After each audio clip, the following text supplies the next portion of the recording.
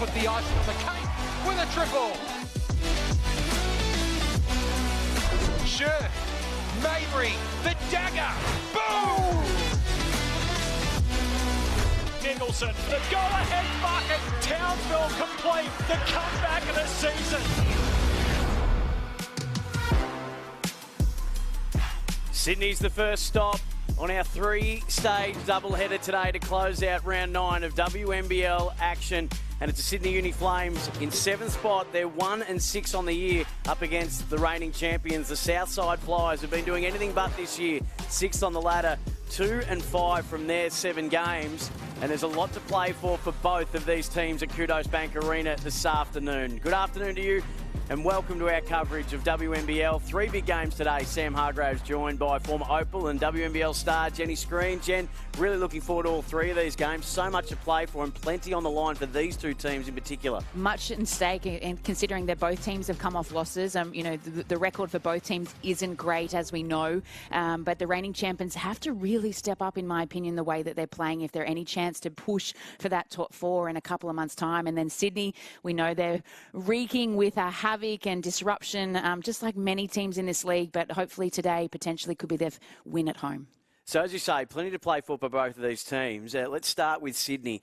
They're just having no luck when it comes to imports. The news that's come through this week that Renee Davis, who's played a couple of games, 14 points, 5 rebounds on average, picked 9 in last year's WNBA draft from the Minnesota Lynx. She has left and heading overseas to play elsewhere. That's 4 imports now, and none of them have been able to spend any significant amount of time on court. It must just be having Shane Hill pulling the bleach blonde out. Yeah, absolutely. Might need to dye it again soon with the greys coming through. But it is tough. Sometimes it's hard as a coaching cohort to recruit well. And then even though how good these players are, they may just not fit the system or what the coaching staff are requiring. And obviously, potentially that was the case. We know that Dungy went down with an ACL, similar to another recruit as well.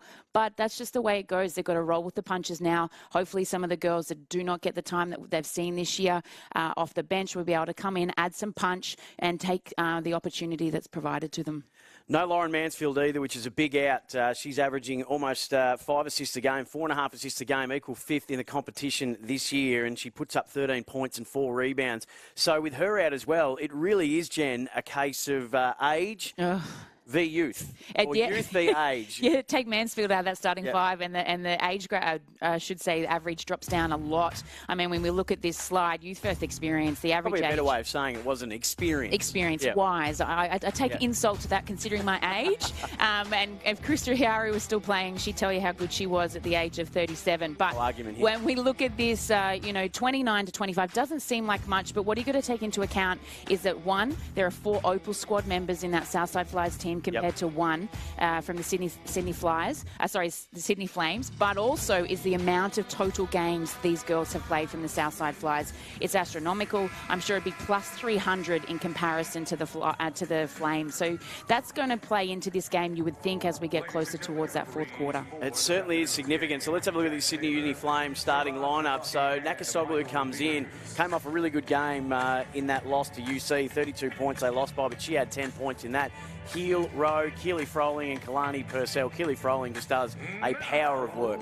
She does. I mean, she's having a similar season to what she did with the UC Caps. Probably more responsibility here. She's the co-captain alongside Lauren Mansfield, but probably hasn't found her form as well, and that comes with the disruption that they've had with players and rotations in the team. I'm looking forward to Nakasoglu and what she's going to put forward, considering she hasn't played much this season. Beck Cole back in is just a massive inclusion, one of the 4 Opal squad members that are going to be heading into camp tomorrow as they get set to head to Serbia for the qualifying rounds for the World Cup.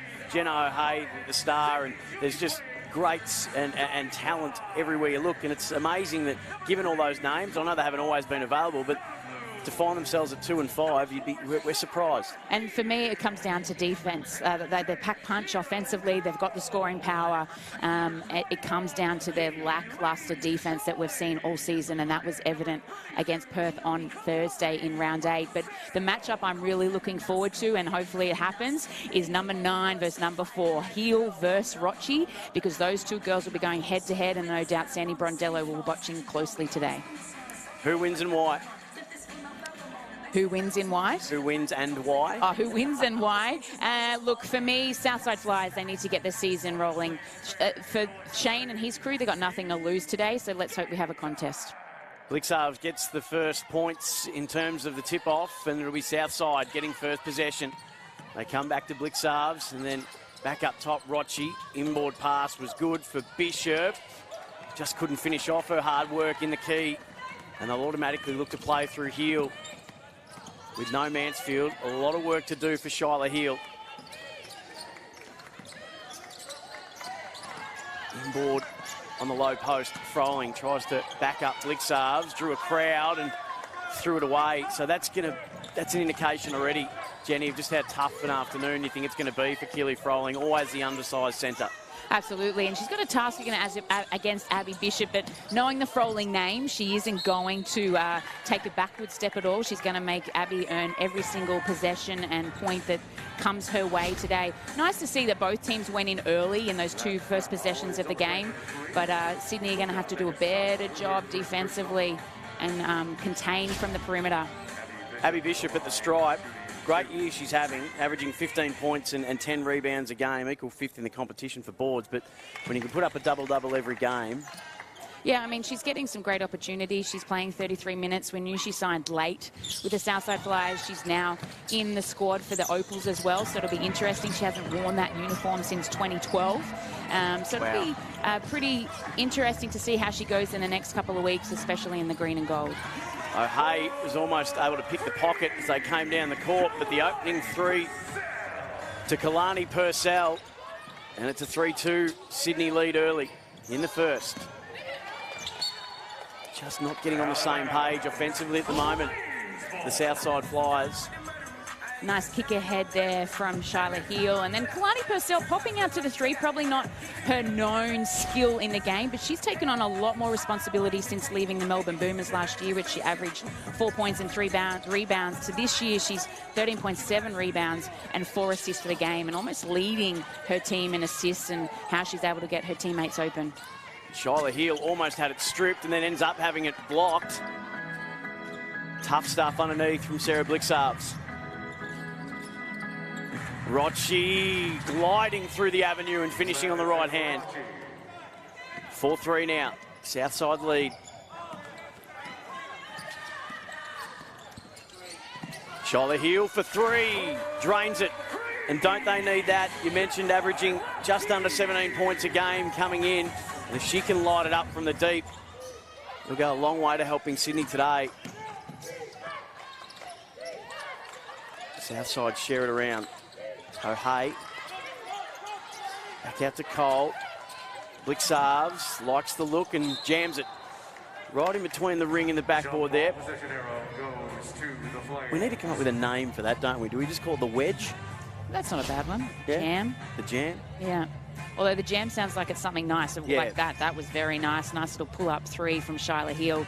A great way for the Sydney Flames to start this game. But then on the other flip side, the Southside Flyers, they're just not getting the ball movement as fast as they probably should. Not having a lot of screening action, which means that Southside can just play one-on-one, protect the paint a little bit more, and own the three-point line at this stage. Interesting that Beck Cole seems to be getting the job defensively on Shyla Heel and not Maddie Rochi, as you thought might have happened. Yeah, I'm a little bit disappointed there. It could just be this play phase, and I hope that the opportunity comes, because I really think that both of them should want that challenge to stop each other. But Beck Cole, she's pretty good defensively, and hopefully using her extra length compared to Maddie Rochi will make Shyla Heel's job a lot harder today. Nakasoglu blocked on the 3. Aggressive from Maddie Rochi. And what I've been impressed about through the year, actually heading to the line. Yeah, no, she got her on the arm there as she closed out, did Maddie Rochi. Nakasoglu hasn't played much. We know she's played in Turkey. She's played internationally as well. She's, compared to her minutes last year, and then obviously Shane Heel coming in and recruiting a lot of guards, meant that, Funda found herself a lot more on the pine. She's over actually averaging 3 minutes per game and under 1 point per game, but already she's on the scoreboard today. So good signs. Plenty more minutes on offer with Lauren Mansfield, the injury, out of the game. Fall away from the left elbow is very, very good from Jenna O'Hay. We shouldn't be surprised. Heel showing the handles on Rochi, just losing it momentarily. Now the double team. And isn't that just a wonderful move? Just hung with it and just couldn't finish off her tough work. It'll be a Southside ball, but they came at her from every angle and she just didn't give up on that, Shyla Hill. No, she didn't. She kept the ball alive and was able to get herself to the rack. Probably needed a little bit more poise. It's going to be really difficult for a player of her size. Not so much in this league, but internationally, if she's wearing the green and gold, to get all the way to the rack. But I was actually impressed with Southside Fly's pick and roll D there. Yes, she got into the lane, but there was a bit more assertiveness than what we saw against Perth on Thursday. Kiara Rowe couldn't find her range for three. Strong into the lane and getting fouled is Beck Cole. And she'll go to the line.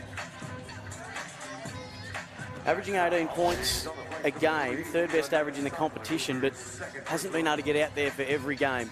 No, she hasn't. I mean, obviously COVID infected as well. That went through the Southside Flyers pretty extensively through most of their players. She's had a bit of a struggle. Remember, in the off-season, she came back from knee surgery as well. But this to date, for me, is the best season that she's had, I think, especially in the traditional 5-on-5 setting.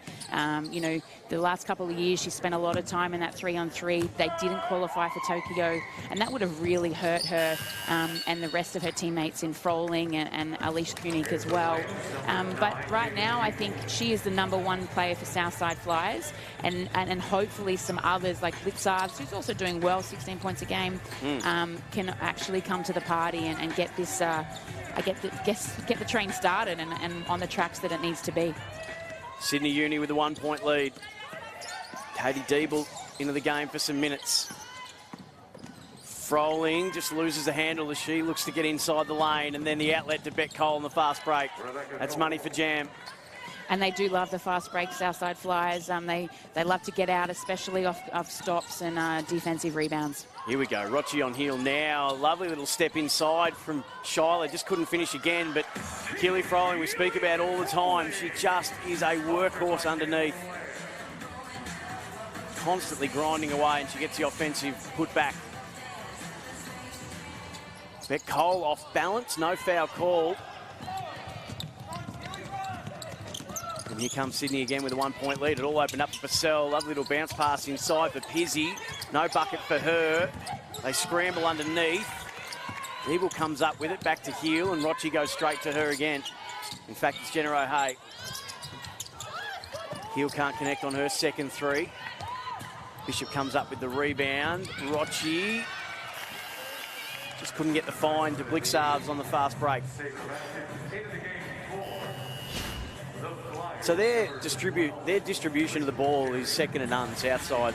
You've got 5 players averaging over 3 assists a game, and they do really share the love. Yeah, they absolutely do. I mean, they have that versatility and enough players to be able to, you know, it doesn't matter whose the points are going to, unlike Sydney, who most of their scoring punch will come through Froling, Heel and Purcell. So nice to see that. I'm actually liking the energy that I'm seeing from these girls today. Remember that they've travelled, they played Thursday, they're the older team, but the energy that they're showing right now compared to Thursday just makes me feel a little bit more comfortable, because that's the difference for these girls.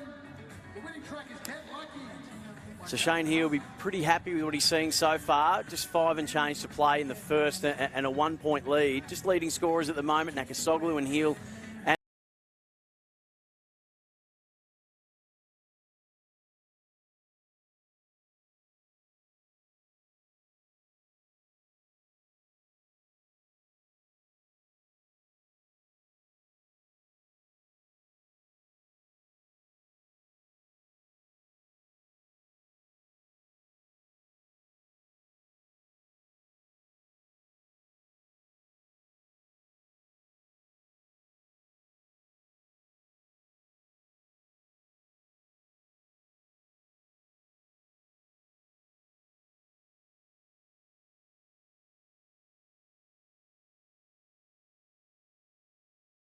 Play the games against Serbia, Brazil and South Korea for the Women's World Cup in Sydney in September. Looking forward to that. No three on the attempt from Christy Wallace.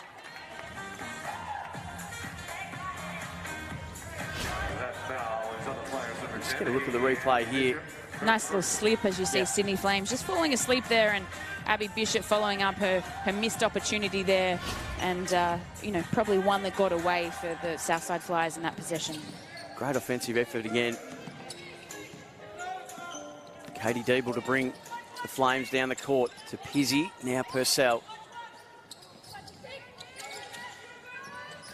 Frolling at the elbow, a little bobble from her. Heel can't get clear of Wallace.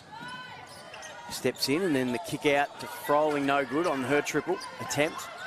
Bishop the rebound, and they look to stretch the floor again. Maddie Rocci weaves inside and then doesn't like what's confronting her, so backs out to set up this offense.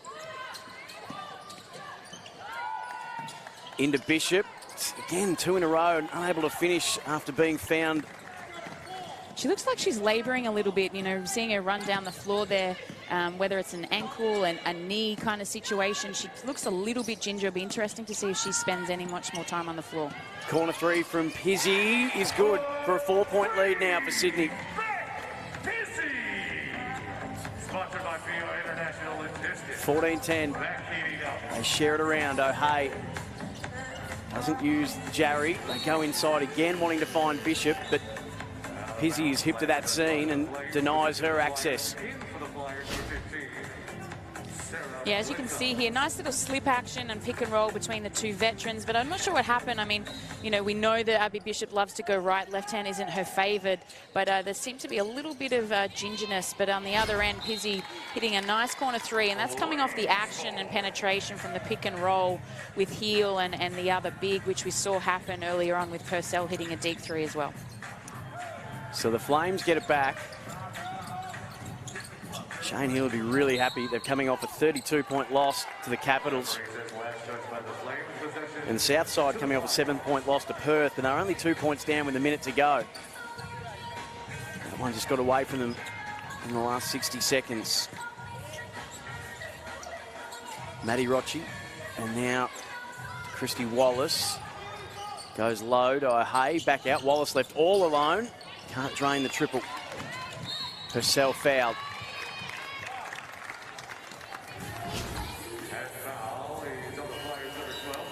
Christy Wallace has had a pretty unlucky last few years. She was a star at Baylor University and a couple of ACLs, and now back in action, and I'm a big absolutely fan. Flying. Yeah, I'm a big fan. I have always been. I was fortunate enough to go away with her at the World Uni Games in 2017. Chris Lucas was the head coach when they won gold, and she was just stellar and well on her way to starting a good career. But, you know, every athlete has hiccups, and she's just endured more than most in her formative years as a basketballer, and I'm sure that adversity will only pay dividends in terms of her resilience and grit as her career goes on. It's just about steadying for Wally. You know, she's a very hard worker and does a lot, probably too much sometimes, but I think being in this Southside Flyers lineup and going against Cole and Rocci and the like week in, week out, and also having a veteran like, you know, Belinda Snell as an assistant coach will only help her. Trading misses at the moment, these two teams. Wallace was second round pick in the 2018 draft as well. Purcell for three rattles out. Blixarves comes up with the rebound. So is there still a place for her in the WNBA? Wallace, strong move. It goes around the world and drops. Really nice there from Blixarves. Blixarves, apologies. She did get the rebound there and went coast to coast. No one picked her up, or she got picked up by Jaeger Morgan, but then just a really sloppy closeout, and Blixarves just too big, too strong, and getting herself all the way to the rack. Sydney Flames, if there's anything in this first quarter, I think it's that defensive transition, being able to pick up their player earlier will only help them as the game progresses. Do I think she's back in the WNBA? Was that the question you asked about Wallace? Yeah, I think so. I think there's plenty of opportunity. I mean, we know she did get drafted and she'd be on the roster, but I think she just needs a couple of years of stable, consistent basketball without injury, and then we'll just see what happens. They go to Morgan Jaeger. Cross-court pass is good. And they lose it again. Sydney. Rowe able to not maintain it. And Purcell's able to get it back as the shot clock expires. Beck Cole brings Southside down the court. Wallace underneath. Blixarv set upon. Kick out. Just a bit too errant on the pass to Cole. And they turn it over again. Great job by the Southside Flyers, Sydney Flames. You know, nice disruption there by Christy Wallace, and then Sydney Uni Flames had to throw up a shot pretty quick. But here we can see that Sydney Uni Flames are looking to trap down low. Obviously their size is going to be a mismatch for them today, and it was nice to see that kind of double team caused and forced a turnover. Jaeger to Pizzi, just short on her 3 attempts. Coming away with it is Kate Gaze. Led them for scoring in the loss to Perth. Cole wanted to try and find Jarry inside. Ends up working it out to Blixarves, who can't get her 3 to go. Purcell cleans up for the Flames. And Jaeger almost loses it from the defence of Blixarves. Rowe. Nakasoglu back on the court. Purcell drew 2 and was able to feed it out to Pizzi. Couldn't find her range, but Kiara Rowe gets the offensive board and they get another 12 seconds. Nakasoglu just tried to jump it over the top, and Purcell made the strong move to the bucket for 2. A much-needed bucket indeed. They're 2 of 7, 29% from the field right now, but able to hold the lead. So that's a promising thing, all things considered, when you're shooting that poorly.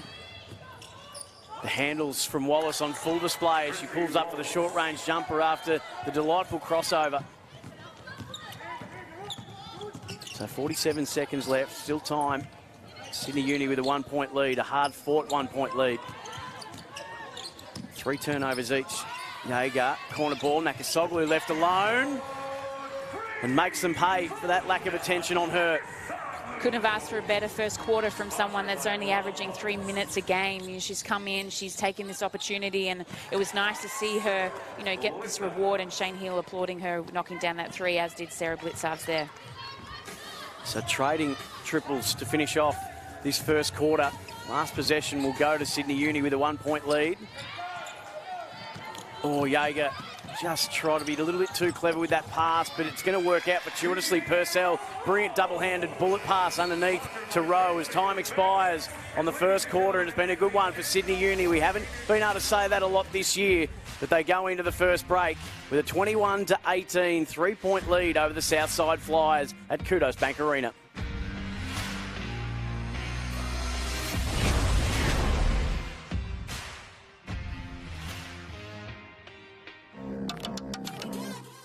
Who said we're not strong enough, not fast enough? Wrong. We're crossover queens, scoring buckets, taking names and hitting no-look threes. We fight for every ball. And do we dunk? Hell yeah. When we roll onto the court with nothing to lose and everything to prove, you're in for a show. She got style, she got balls, she got belief, she got game. 21-18, Sydney Uni Flames had the better of it in the first term over the Southside Flyers. The reigning champs just not able to get the cohesion offensively, and both teams committing 3 turnovers each. And they traded misses for a fair while. Sam Hargraves, Jenny Scream with you on the first game of our triple header today. We're off to Adelaide after this one for Adelaide versus Canberra, and then to Townsville as they take on Melbourne. Jenny, your impressions of that first quarter? Hey, if I'm Shane Hill, I'm pretty happy right now to be able to lead, you know, the reigning champions by 3 points is pretty good. I mean, they've had their opportunity. I think they could have had an extended lead if they'd knocked down a few more shots, but credit to them. They're just hanging around. Their ball movement has been really good. They had 6 assists for the quarter, and they were able to score the last 4 points heading into that quarter time break. Southside on the other side, I love the pace in which they're pushing. When they get the rebounds or the stops, they're able to get out and run. They aren't shooting at a great clip from three-point line. They're 1 of 6. So I'd love to see them use their size. Jenna O'Hay, Blixarves, Bishop, if she returns to the game. We saw that she went out with an ankle injury. Dominate the paint. That's where you're going to win this today. Because if they collapse in, then that will allow you to kick out to your shooters like Cole. Get excited, basketball fans. The FIBA Women's Basketball World Cup 2022 bringing the world's best players to our very own backyard. This September, the Opals are going to be part of the 12 teams vying for a world title at Sydney Olympic Park. Sign up for first access to tickets, womensworldcup.basketball, and 16 players head into camp tomorrow. Jenny, we've discussed a few times, 12 will go to Serbia to play the qualifying tournament. So it really does start in earnest. It does, and every time you pull on the green gold, it should be a privilege and an honour. And a lot of these girls, including 5 that are on the playing today in this game, are vying for one of those spots. We know Tokyo wasn't the greatest performance from the Opals, but you know we've got a remake at some point, and it could be a very, very different makeup. But every time you get to put in that uniform is an opportunity to show the coaching staff you want in. Well, you would know all too well, having worn it yourself. Back-to-back offensive boards for Southside, and they still can't cash in. Just get the feeling that that'll be frustrating Cheryl Chambers ever so slightly, the Southside coach.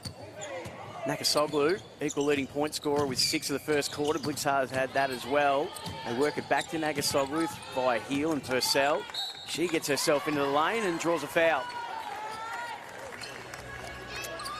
Beck Cole not happy with the call. I thought she contained and held her space pretty well. There was, you know, a bit of hand check there, yeah, if we're being honest, and we'll support the referees in this instance. But, you know, great job by Funda again to get herself to the foul line.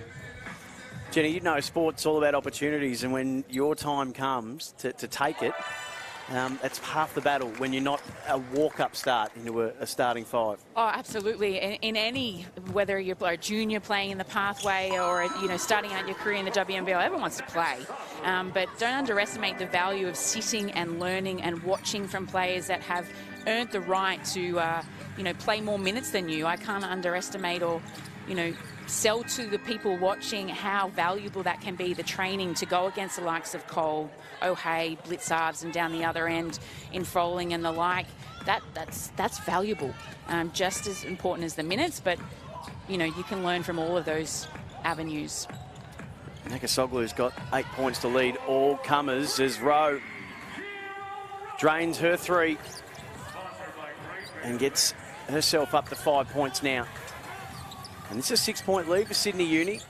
Beck Cole trying to construct something. O'Hay, 3 rattles out and Froling the rebound. Nice little double dribble there from Keely Froling as we see Sydney Flames come away with the ball after switching up their defence and playing a little bit of a zone there. Purcell going one-on-one with Gaze underneath. It just couldn't get it off the glass, but can clean up the glass and kick it out to Rowe, who does get that 3. Well, speaking to Shane Hill at the start of the season, the one thing he said they can do is shoot. And I'm no doubt, knowing the 4-time Olympian Shane Hill was a great shooter himself, these girls probably spent a lot of time shooting. And it's nice to see it come paying off in the first half of this game as we see Rowe hit back-to-back 3s for the Sydney Flames. 9-point lead's the biggest of the game so far. It's been a real highlight this year, and I don't know how much it's coached, but we're seeing week in, week out that the players in the middle, the ability to, we don't want to see the miss, but the clean-up work this year has been on display, like staying in the contest, cleaning up your own mess, and being able to provide second and third opportunities for teammates. Offensive glass is worth its weight in gold. Oh, it's underestimated. It's like pass and cut and give and go action. It's an undervalued and underrated skill in the game. You know, we love the flair and the highlights, and that puts bums on seats, but it doesn't sometimes win you games. But, you know, I'm sure coaches would prefer one and done and making the first shot. But if you've got blue-collar workers that go up and crash the boards like Froling or a Bishop type, I love even seeing guards. We're seeing that come back into the international game, the big 3 types and the like, being able to come in from the weak side or the 3-point line and crash those boards is becoming and returning to the game. Saw Kalani Purcell get one there. She's 7th in the comp for that, averages over 2.5 offensive rebounds a game. Sarah Blitzarves in 6 in that particular stat category. So still plenty of time in this, but Southside are going to need to convert these opportunities. And O'Hay trying the wraparound pass to Blitzarves, and they cough it up again. The execution was great. I loved the play, the back screen and the little shimmy. Jenna probably just could have gone up and rewarded herself with the 2. Heel drew a couple, and then Froling had her pocket picked by Maddie Rocci. Threads the needle pass, this time the wraparound, and knowing that she was going out of play, Christy Wallace threw it into the foot of Froling, and they'll get the ball back Southside. 5 turnovers, or 4 turnovers apiece. I thought it might have been 5 to Southside after the last one. Normally so good at protecting the ball. Rocci stepping through, and she loses it now. Nakasoglu takes it away from her. Only one to beat now. The no-look bounce pass, Froling on the trail. Everything going right for Sydney Uni, but they're creating their own luck, Jenny. They are indeed, and it looks like they're just playing with no weight on their shoulders. They've got nothing to lose. I mean, most people, if you're a betting person, probably thinking Southside players are going to come away with this one. As we talk about guards being able to rebound, that was a great display there from Christy Wallace with the putback. But for Sydney Flames right now, they seem like they're playing a little bit free. And I'm sure before the game, you know, Shane was talking about we've lost imports, we've lost players, but hey, we're still a team, we've got opportunities, and I want you to take them. And right now, they're putting Southside on notice. Yeah, Nakasoglu fouled again. She's causing some headaches.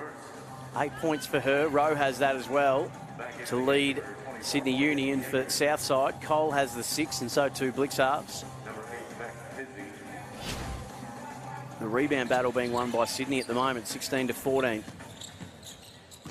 Morgan Jaeger, lively player and can shoot, aggressive.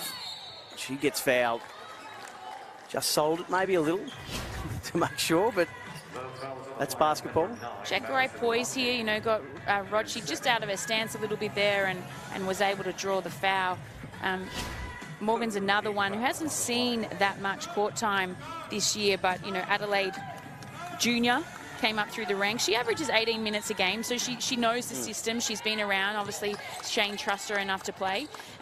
Let's see if she can contribute just as Funda is in this game.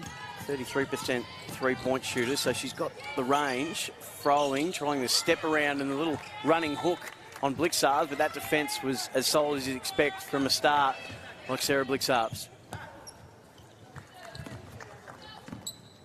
Southside trailing by 9. Rocci, Wallace, now O'Hay, Coles, all the big names out there, and now to Blixarves.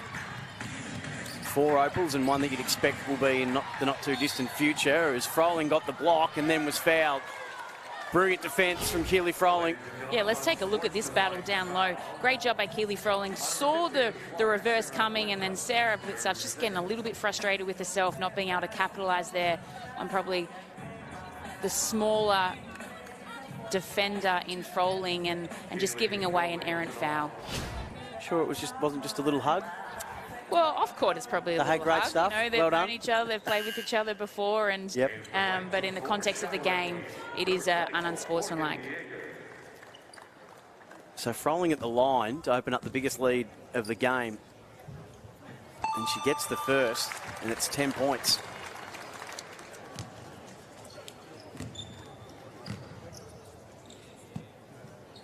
She gets the second as well. So 11-point lead. And they'll need a bit of crowd involvement. They certainly need a lift from somewhere at the moment, Southside. Flames have won just the one game this year against Bendigo. Froling, handoff, Nakasoglu, being guarded by Wallace. They want to get the ball in the hands of Heel. Rocci got a little hand in, it just didn't spill to Wallace, who was lurking with intent. Great defence, and they expire the shot clock. Clamping down. It's probably the first time they've really been able to contain them, absolutely. Yeah, and which is nice to see from the Southside Flyers. Unfortunately, they're getting the stops. You know, they've forced Sydney into 5 turnovers already, but they haven't been able to capitalise, and you've got to want to see more like that. Easy finishes, nice little, you know, displays of some slicing action and some cutting and some sister work between the 4 and 5. Blixarves got the finish there. Up to 8 points for her. Heel, Wallace, Nakasoglu guarded by Rocci, and now Froling and O'Hay will Blixars will do battle again. Great defence from Blixars. Froling just had to heave it up in hope, and now Wallace sends him down the floor, has options left and right. Rochi gave it back out for Cole to drop it from the stripe. That's a lot better from Southside. Yeah, and now you can see the timeout needing to come from Shane Heal and the Sydney Flames to stem the momentum, which is shifting towards Southside Flyers' way, and it's all coming off the defensive end. Blitzard's getting one back against Froling from earlier on, and then that defensive rebound ability to push from Southside Flyers as we've seen all season. They've now scored the last 8 points, so this timeout is really needy from the Flames in order to just stem and get back that momentum that they've lost. 7-point lead. Plenty of basketball still to come, so there won't be any panic stations from Cheryl Chambers. As we just get a look at her now and on cue, see, she's calm, clear, concise. She's always calm. I don't think I've ever seen Cheryl in even when I played and she was coaching Bulleen Boomers back in the day. She's a very calm coach. I think she relies a lot on the veteran status of her teams. She's always had older heads, and sometimes that kind of approach as a coach doesn't really work. But, you know, it's early days. We're only in the 5 minutes into the second quarter, and plenty of time left in this one. There's no need to lose your cool. So you mentioned their defence earlier on. What aren't they doing defensively, the Southside, when you watch them play that you'd like to see them doing better? It's just lack of effort. I think they have the talent to be able to defend and defend well, but if we talk about the game from Thursday against the Perth Lynx, and don't get me wrong, Perth Lynx were not great, and we heard Ryan Petrick talk about it last night after the game when they beat Bendigo in Ballarat. He talked about defense, and we're not good at it, and we haven't been good at it for 4 games. And it's the same with Southside Flyers. If they don't start to switch on and just give a little bit more effort in their defense and their ability to communicate and talk and react, then it's going to be tough for them to get wins on the board this season. Heel got a little separation on Cole, but shut down pretty quickly by Rochi. She goes left and spins back around to her right. Running skyhook was audacious at best, and Hayes going to come away with it. Rochi now got a step ahead of Heel. Little kick out to Wallace and back to O'Hay, and then they tell Cole to shoot, and she can't. But look at the work of O'Hay. She started on the right-hand side of the court, horseshoe all the way around, gave it to the shooter, and then finds it underneath. And Jen, we've got to remember, is still coming back from COVID, and you've got to wonder, like, the COVID fatigue scenario, how much that plays into effect of some of these players, like Rebecca Cole, Jenna O'Hay. This is only her 2nd game back from going down with COVID. Yep. She plays a different role that she would normally in the Opals lineup. She's that 3 kind of perimeter player in the green and gold, but in this team, given they don't have the size and the depth, and we haven't seen Abby Bishop return since the 5-minute mark of the first quarter, her role is going to be very different today. Cole just couldn't find a way in. Avenue was shut down for her. Deeble drops it over the top to Froling, and then back to Deeble. Heel desperately trying to get free of the Wallace defence, then gets double teamed. They leave Deeble alone, and she says, you might do it once, but you'll think about doing it again. Big 3. Huge 3 from Deeble, and another one who has seen limited opportunity in this season so far, and nice to see her knock down a huge 3 as we see, you know, a young player in Deeble to a veteran in Cole knocking down a 3 who's shooting in a massive clip, 45% from deep, Rebecca Cole this season, and normally this is probably in the scout, you would say, let Beck Cole shoot the 3, but not this year. So 7-point lead after that Cole 3-pointer. Deeble's made it 10. Now she's scoring the 3 and then penetrating the lane. Nice job from the babe. She's gone from a 3-pointer, a babe is, and I should say, the baby of the team. But as we see, Southside Flyers lock down another easy 2. But, you know, Deeble, you know, she's played for Australia at a junior level. She's taking this opportunity to play for the Flames before she heads to college. So nice to see her taking opportunities like a lot of players this afternoon for the Sydney Uni Flames. Blixar's answered at the other end, so the lead is 7. There's a foul's called on Christy Wallace, and that, I think, does that get them in the bonuses? We're just waiting for that to update.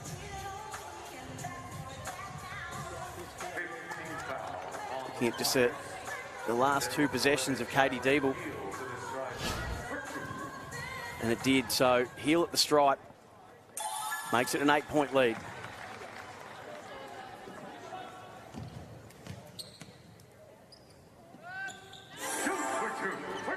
She's up to 5 points now. Still Nakasoglu in row with 8 leading the way for Sydney Uni. Cole's up to 11 and Blixar's 10 for Southside. They kick it back out from Blixar's. No luck there for Gaze, who's shooting it around the same percentage as Beck Cole for 3 this year.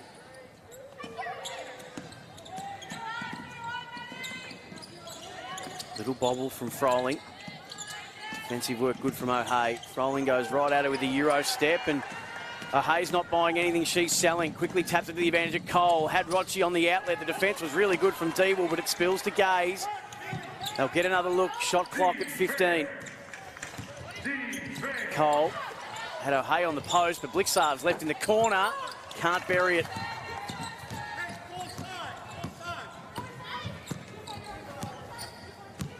And Heel will slow it down and set up this Sydney Uni Flames offence that's humming as good, if not better, than we've seen it all year, Jenny. And just off Mosden there, as Heel turns it over to Blixarves and gives it quickly to Gaze. You can see both teams in this last couple of minutes just looking a little bit tired, a little bit fatigued, and just a bit of hope basketball at the moment. Both teams are turning the ball over a little bit, not executing as fluently as they have been. So let's see if they can just use this foul to take a breath and compose themselves and put in some good hard yakka in the last minute and a half. Hard fought defensive rebound for Heel, and she drew the foul from Blixarves, who is up to 3 fouls now.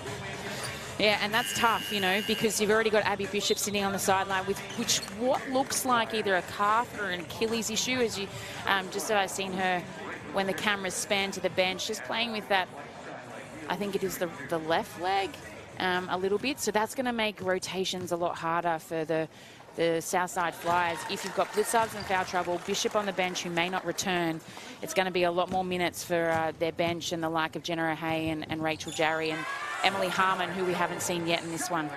Well, Heel's up to 7 points now, and the lead is 11. And I would hazard a guess, without having the numbers in front of me, and we might find them, but I would say this is the highest scoring half that the Flames have been able to put up for the season.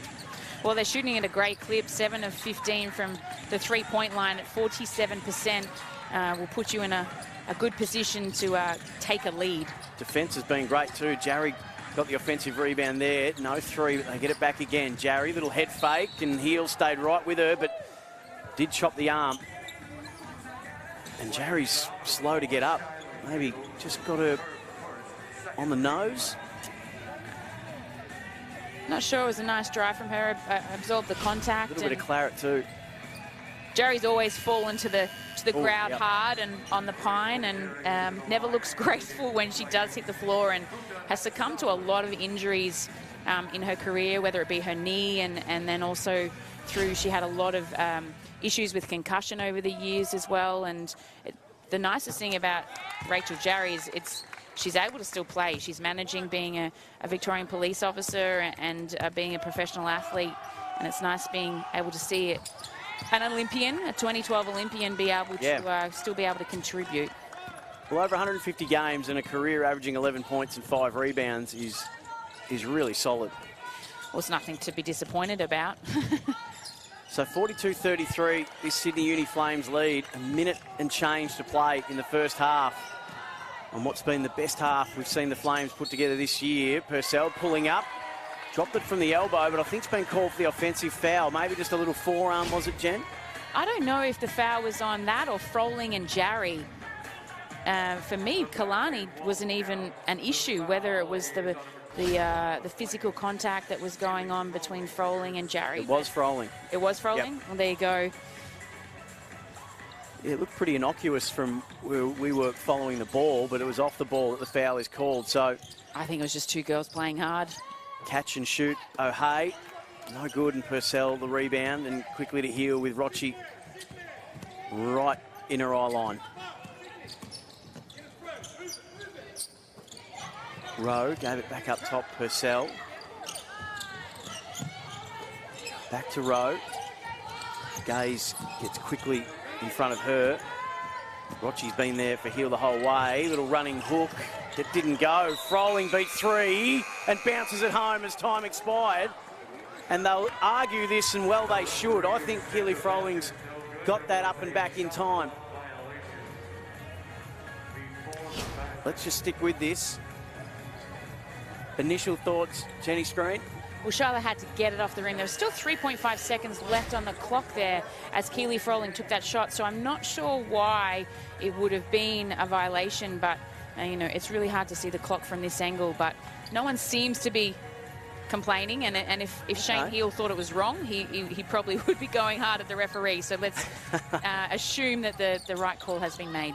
So the lead stays at 9. Last possession will be Southside.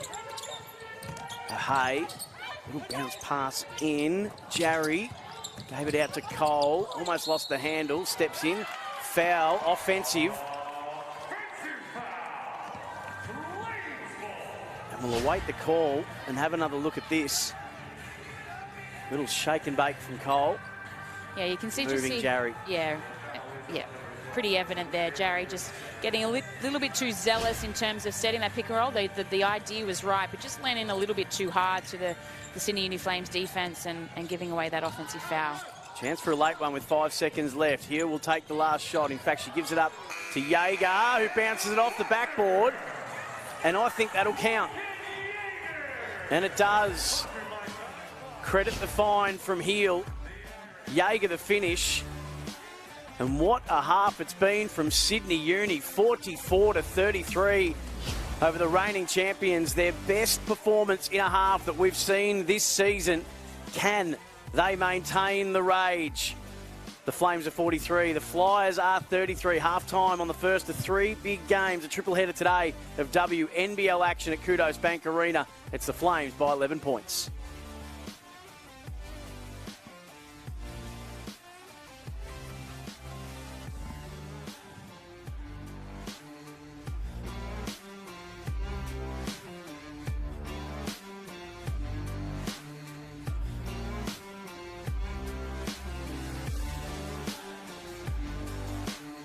Highlights of this very entertaining first half. Sydney Uni finally finding their rhythm offensively.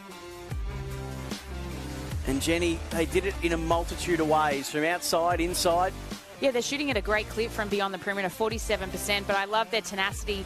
They've got 5 offensive rebounds. They're moving the ball really well. Shane Heel, you can hear him yelling from the sideline, move the ball, and 11 assists is a credit to not only their penetration, but their ball movement. And then when you've got players like Kalani Purcell and Keely Froling following up missed shots underneath the bucket to allow their teammates the opportunity for a second possession, just makes it really nice basketball from the Sydney Flames. And if I'm Shane Heel right now, I'm pretty happy. Now the question is, can they back it up in the third and fourth quarter? Southside going at just 13% for 3, which is not ideal. 47%, as you mentioned, for Sydney Uni is more than. And where are the stats telling you that the rest of the story lies, Jenny Screen? Well, I mean, you mentioned the 3-point shooting percentage. They've still got to take those open looks. They have had opportunity. They just haven't drained them yet. Doesn't mean they can't. They have the calibre of talent to be able to do that. I'd love to see them go in the paint a little bit more. They've gone through the hands of Blitzarves a little bit. She's slipped. She's got 10 points for the game and 5 rebounds. Would love to see the ball in O'Hay's hands a little bit more. And then the question is, where is Bishop? Are we going to see her in the second half? And if we aren't, that's just another unfortunate road bump for the Southside Flyers to overcome in this one if there's any chance for getting the win today. The other one that stands out there, just the 6th assist for the Southside Flyers. I mentioned earlier, they've got 5 players that average over 3 a game. It might not sound like much individually, but you put that together and that's a lot of sharing. Yeah, absolutely. I think they did a great job in the first quarter of getting the stops, getting out in transition and pushing the ball, and then it slowed in that second quarter. But then think about the rotations they didn't have. They lost Bishop, then they also got into foul trouble with Blitzarves. So that means they're going to get more fatigued, more tired, less ball movement, and then that's probably why you see 6 assists. And when you're not hitting it from anywhere, you're not going to get those assists on the board comparatively to the 11 assists that the Sydney Flames have. But have no doubt, Southside Flyers have the tenacity, they have the cohort to be able to come back in this second half, and I believe it will be a different ball game in that third quarter. So Sydney Uni came into this game, and unfortunately we heard about Renaya Davis, the import, who has left to go play overseas. But Lauren Mansfield, the injury coming into this game as well, which meant that for Funda Nakasoglu and Katie Diebel, there was always going to be more minutes. And the big question was, could they provide the output that they were going to be missing Sydney Uni from those players? And they answered with an emphatic yes. Yeah, they do. And I'm really happy for Funda Nakasoglu especially. She was huge. She's played massive minutes, hasn't seen much of the bench at all. And sometimes when you don't play a lot and then you come back out, although they know the scout on her, sometimes when you don't play, it takes a little bit to adjust to her style of game again. But she's taken her opportunity with both hands, whether it be distributing the ball to her teammates and pushing in transition, or coming off pick and roll action and being able to either pull up for herself or find her teammates has been exceptional, and let's hope she continue it for the rest of the game. Katie Diebel, under-19 Australian squad for the World Cup as well, centre of excellence basketballer. It's wonderful to see whenever we see these players get these opportunities that the future of basketball is so bright. Oh, it's exceptional, and it's really exciting to think of the talent that's coming through. Another one on the bench for the Sydney Uni Flames is Kyra Evans. We haven't seen her hit the pine. She's another one that's taking the opportunity to play in this WNBL season and then go away and play some college basketball. So it is exciting, and that only, puts the Opals in good stead for years to come with the talent that we have coming through the ranks of the WNBL. Well, speaking of guards, you made a point of saying let's keep an eye on this Maddie Rocci and Shyla Hill matchup, both in the 16-person squad that's going to be going into camp, looking to get into the 12 to play the qualifiers before the World Cup later in this year when that squad gets announced. So a big stage today to go head-to-head. How have you seen it so far? Yeah, look, if I'm, looking at it analytically, I think Shyla Hill, not Shane Hill, his daughter has had the upper hand. I think she's had more tempo, more control.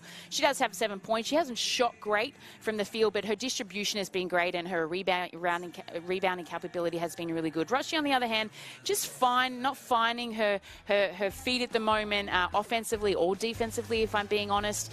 Turnover count hasn't been too bad for her. We know that she can average upwards of almost 5 turnovers a game. So I think the battle's going to be good. We've seen Wallace go to heel a little bit as well. And I think it's nice to see, because these girls are going to be battling out potentially for a Opal spot in a couple of months' time. It's interesting, isn't it? Because the defensive work clearly that Sydney Uni are putting in to Maddie Rocci is quite evident, given that we're watching the last game against the Perth Lynx, and her ability to bounce in and out of the lane and disrupt defensive sets and distribute and provide was a real feature of that game, and we just haven't seen it at all tonight yet. No, sometimes, and it's difficult. We don't know what's going on behind the scenes and whether players are due to fatigue or COVID are struggling a little bit more, but you want to relish these opportunities when you get to play against players that potentially you're going to be fighting for a position for. So for Rocci, I think it's just getting back to what she does well. She comes off pick and rolls really well. She has the ability to get in the paint. Now it's keeping her dribble alive and adding that mid-range game to what she has potentially on the offensive end. But defensively, I think she can lock in a little bit better, and we haven't seen that from her in the last couple of rounds. Sarah Blixars is a star, as we know, closing in on 240 games of WNBL and all the accolades that you'd expect. A career averaging 11 points and 5 rebounds a game. Well, she's already up to 10 points and 5 rebounds in a half, and is doing a lot of the heavy lifting. A lot of the heavy lifting, considering, Abby Bishop, who averages 33 minutes and almost a double-double for the Southside Flyers, is sitting on the bench right now. So, it's nice to see Blitzovs have some good game. We saw her early on in the round. She was good at the start, then she had fizzled out a little bit, back injury, saw her sit on the sidelines for a couple of games, and then obviously COVID as well.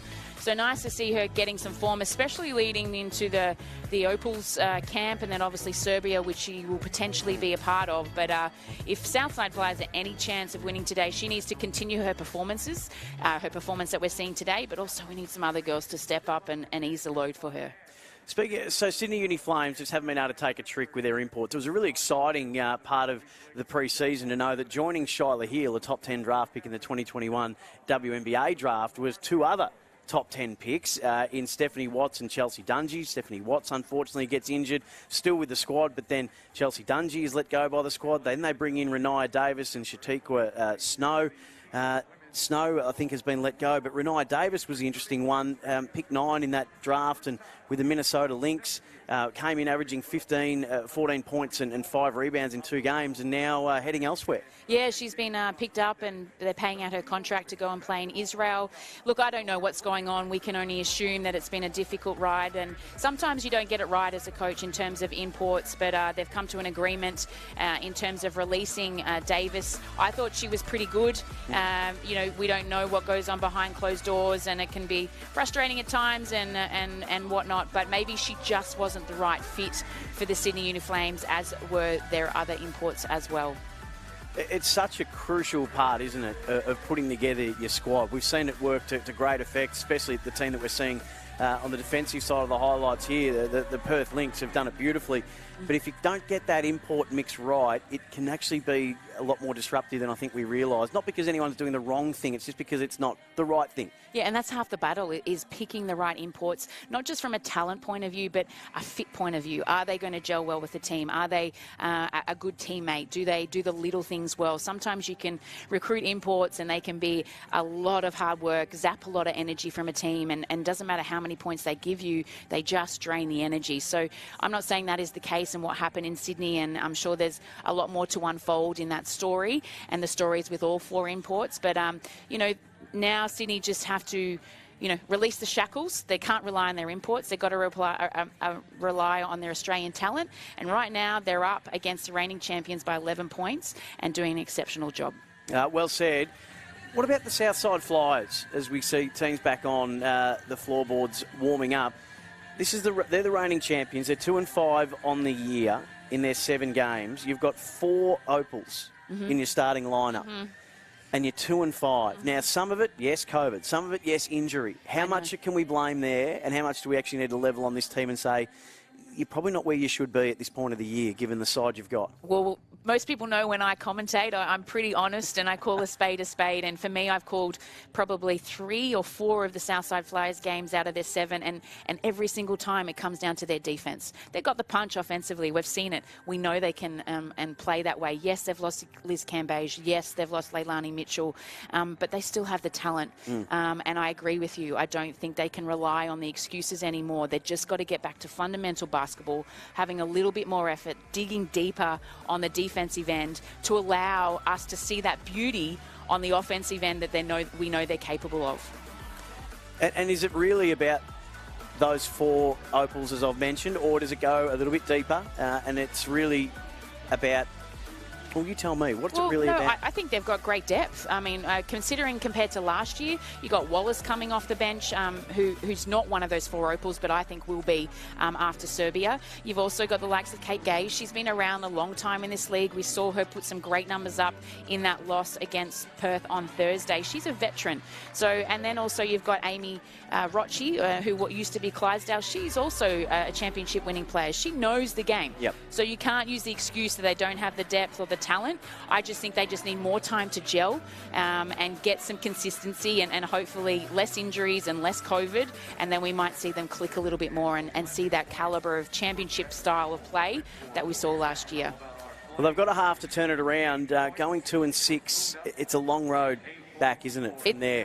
It's tough because, you know, so many games have been postponed and cancelled, and yeah, their backs are against the wall, but this is why we play sport, because you want to see what you're capable of, and I want to see what these girls are capable of.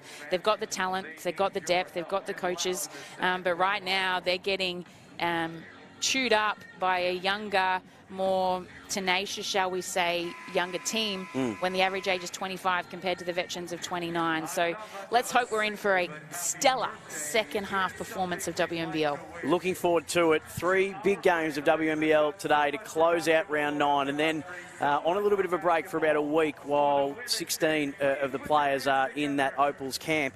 So later on today, Adelaide Lightning taking on the UC Capitals, and then Townsville taking on Melbourne in Townsville. The Adelaide game is in Adelaide as well. So strap yourselves in. It's going to be a great afternoon/evening of WNBL action. Sam Hargraves, Jenny Screen with you as we get set to start the second half at Qudos Bank Arena. An 11-point Sydney Uni Flames lead. They'll have possession. Rowe will give it into Froling. Had a really, really good first half, doing all the tough stuff. 8 points 6 points to Froling to go with 5 rebounds. Nakasoglu and Froling fouled, and Blixarv's flabbergasted. Not quite sure. Oh, that was as innocuous as it gets, isn't it, Jen? Well, it looked like Keely tripped on her own foot. Got a little bit of a nudge, but not what would I consider a foul. But unfortunately, you know, in the context of the game, that is a foul. But Keely's played 3-on-3, and that is football almost. And she would sustain a lot more physicality than that. Shyla Heal-Wallace making life tough for her. Little back door behind the back pass. Froling just heaved it up in hope, really. And Wallace, Cole brings him down the court. Rochi trying to spin inside the lane. Kick out Wallace for 3. Left it short. Nakasoglu cleans it up underneath. Guard rebounds, Jenny Screen tells us, are vital. Hill got a screen from Froling.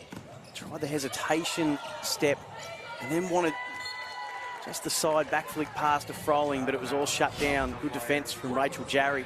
Yeah, and this is where I'd love to see Shyla Heal, instead of getting deep into the paint and picking up a dribble, one, keep it alive and either dribble out and allow some spacing and movement, or just come off that screen and go hard for a one dribble pull up and knock down that shot against Rachel Jarry, because she was playing a little bit off and deep in that pick and roll setting. Purcell, just with strength, disposed of Jarry, who was trying to take it away from her and was able to drop it in. 7 points for Purcell now.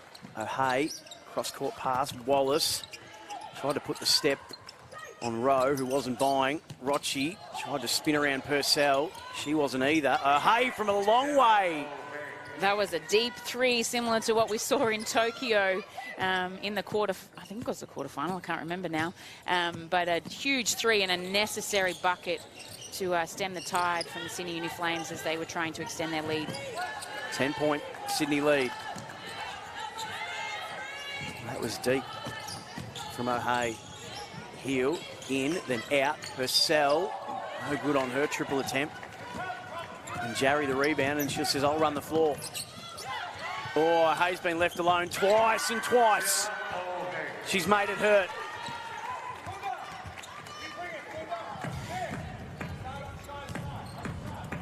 Lead back to 7.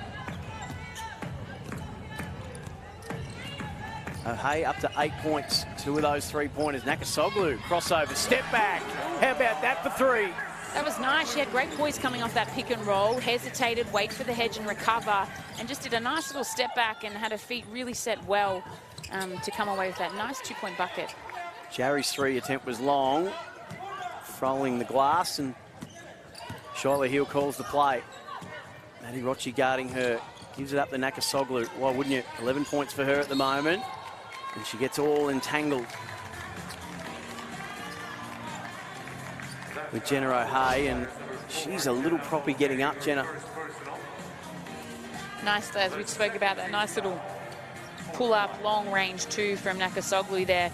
We know what she's capable of from shooting. It should be on the scout. We saw it from her last year in the early parts of the 2020-21 season. Her ability to shoot, that's what she's known for.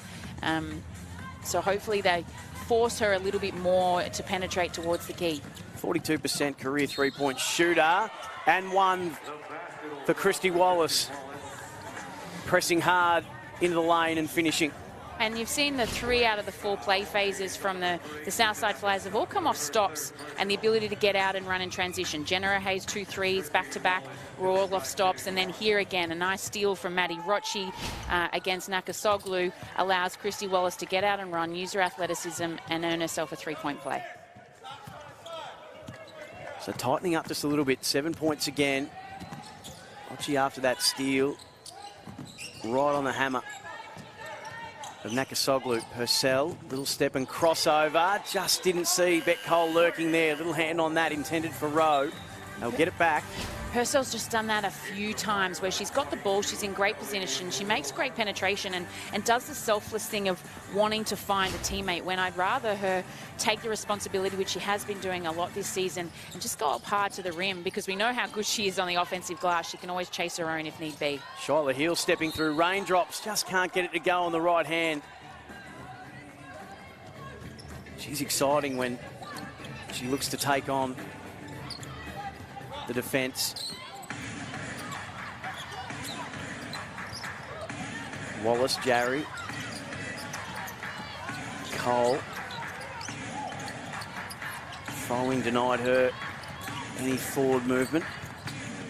Rochi plotting a course, somehow just a little bit too hard off the glass, and so too was Jarry on the putback, but Rochi was there to get the offensive rebound, and they'll be able to reset with another 12 seconds. Cole, tough. Grabbed on the arm by Purcell and fouled. Yeah, and that's just one of those fouls you don't want to give away. I thought Shyla Heal had great position, as you see here, probably a little bit upright, but holding her own and holding her ground, and then Kalani just bails her out at that last moment. She knows, the veteran in herself, that she gave that one away. We've seen Emily Harmon now hit the court for the first time in this game in the 6-minute mark of the third quarter. Interestingly, subbing out Jenna O'Hay, so it'll be... we saw her come out in that hedge and recover in the pick and roll setting a few plays ago on the defensive end.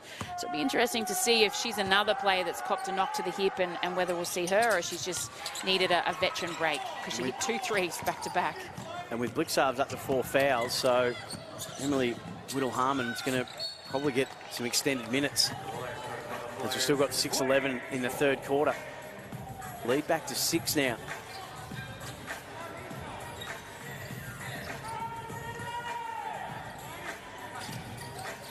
Froling, Purcell, little handoff. Heal, gets an open look. Just couldn't get it to go. Purcell slap back. Nakasoglu's got the hot hand. The girl is on fire. That is what you call for any young player watching at home, taking the most of your opportunities. She's having a great game today, 14 points, and she is 3 of 3 from the land of plenty. Turnover, Southside Flyers. That's their 7th. What you got to love here is that Kalani Purcell had the recognition and the smarts to, one, crash the boards, but then know where Funda Nakasoglu was to get her that ball, and second possession, an ability to drop down that 3. Lead back to 9. Heel, Rochi, little shoulder, got the separation, feed out Purcell, can't get the 3. And it'll be a Southside ball. Foul on Shyla Heal. Great job and crossover through the legs from Shyla Heal as Maddie Rochi opened up her stance and gave the lane. She should have punished her there and gone up on the rim instead of giving that shot to Purcell in the corner. Probably a lesser percentage shot from Purcell than actually Shyla putting it on the rim. Rachel Jarry has a seat. It'll be Christy Wallace to run the floor. Goes to Cole. Cole, Rochi. Good defence, Purcell. Wraparound pass was good. O'Hay, Whittle-Harmon. Wallace had it, lost it, got it again. Long range 2. Can't bounce in from O'Hay, and this will be interesting. Sydney ball. A lot of bodies around the fall of the rock, and Pizzi will inbound for Sydney. Yeah, Harmon battling hard, Wallace battling hard. Jenna had a great look there, just bobbled out. Nice to see her back on the court, so obviously that hip hit wasn't too much adversity for her to handle. Purcell puts the ball on the floor. Can't quite collaborate with Heal as she was intending. Really good defence. And Whittle-Harmon, now Froling's backed up. The help came from Rochi, and it was the best kind of help. Offensive foul.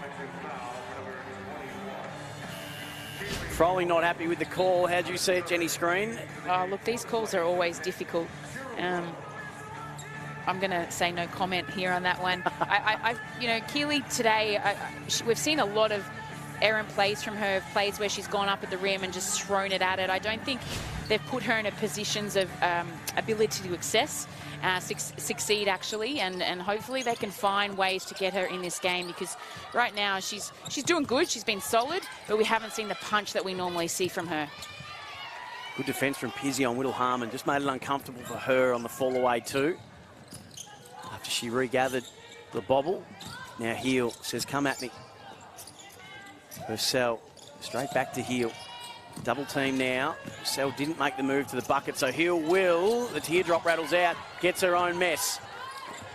Pizzi left all alone, has an eternity to shoot this. And she makes sure of it. And we saw that in the first half from Pizzi. She had the ability, that second possession, an offensive rebound from a teammate, and being able to hit that long-range three, her third for tonight. Biggest lead of the game is 12 points. Rochi to put it back to 9 after they got another offensive rebound. Southside with Rochi slossing into the lane, just couldn't finish off her work. Everything going the way of Sydney Uni at the moment, 55-43 lead. Purcell didn't get it back to Rowe with the give and go. Says, I'll take it myself on the left hand. Unkind bounce. Rochi comes in to make sure that the Southside Flyers reclaim it. Cross-court pass, couple of sets of hands. Not sure who that was for. In the corner, Wallace, no good, and Heel had it and lost it. So Southside get it back. Maddie Rochi says, slow it down. We get another 12 here. Goes to her left, bumps off Heel. O'Hay, little hesitation. Meant that Rowe dropped off and O'Hay couldn't get the second from a long way out. Rochi hits the deck. Nakasoglu says, keep going, Shyla. She's still in the corner waiting for it. But Wallace guarding that space. Pick and roll, no good. Rochi did not come up at the ball. She stayed with Nakasoglu and got the disruptive hand in.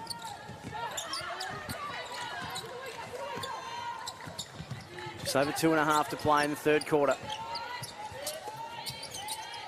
Whittle Harmon left alone at the strike. Can get her first points, got the kindest of bounces, and we'll get a timeout. A much-needed bucket from the Southside Flyers after a turbulent couple of possessions from both teams. As we see Shyla Heel here coming up with her own offensive rebound, which is really great to see from a point guard, but then finding Pizzi, who's had the hot hand this game. You know, she hasn't played many minutes, but draining another 3 from deep, 2 of 4 for the game. 48% still from three-point territory are the Flames, and the Flyers just 17%. Cole has got 3 of 4. In fact, sorry, that's the free throw line that I looked at there for the three-pointers, which is 17%. Cole's got 1 of 4. Hayes got 2 of 5. Blitzarves got 1 of 5. Yeah, look, like we know they're not shooting great from the three-point line at 17%, 4 of 23 for the game. But they've got to find other avenues to move the ball. We know they've only got 10 assists for the game, which isn't too bad, but ball movement, penetration, kick and find, get the ball inside. But when you're struggling with your rotations, you lost Bishop. Blitzarves hasn't played in this quarter. I think Emily Harmon has been good for the minutes she's come in for in the 4 minutes that she's played thus far. She's battling hard on the boards. At times, she's the only one in the paint battling. Nice to see her knock down an elbow jump shot there. But this is a big 2.5 minutes for the Southside Flyers. They're down by 10 in the third quarter. We've still got another quarter to play. But it's going to be a hard push uphill if they don't get some stops right here. 10 points to lead, under 2.5 to play. Third quarter, Qudos Bank Arena. Sydney Uni Flames looking for their second win of the year. And Southside looking to stay in touch with the front runners. Nakasoglu again, why not? How good a night is Funda Nakasoglu having, afternoon rather. 17 points now. 4 from 4 from the deep.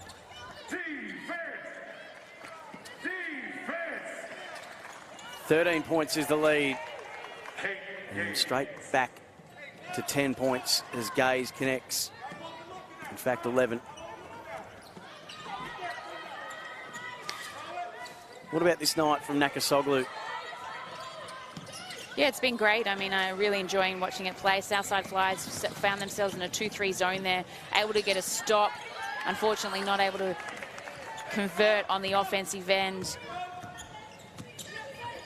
Rochi misses her 3 attempt. It was a long 2 from Gaze on the shot earlier. So an 11-point Sydney lead. That's a brilliant find from Heel to Pizzi.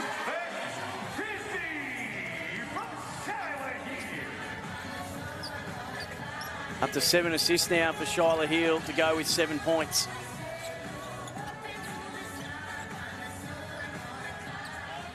Rochi tried to get the step on Heel, was able to get past her, but cannot get past Rebecca Pizzi.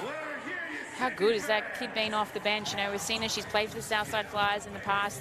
She's this is her first season with Sydney Uni Flames. Great job by her. Oh, And how good was that from Kalani Parcell? Again, being, I think, a little bit too selfless and could have put that ball on the rim herself and allowed Pizzi the opportunity for an offensive board should it have missed.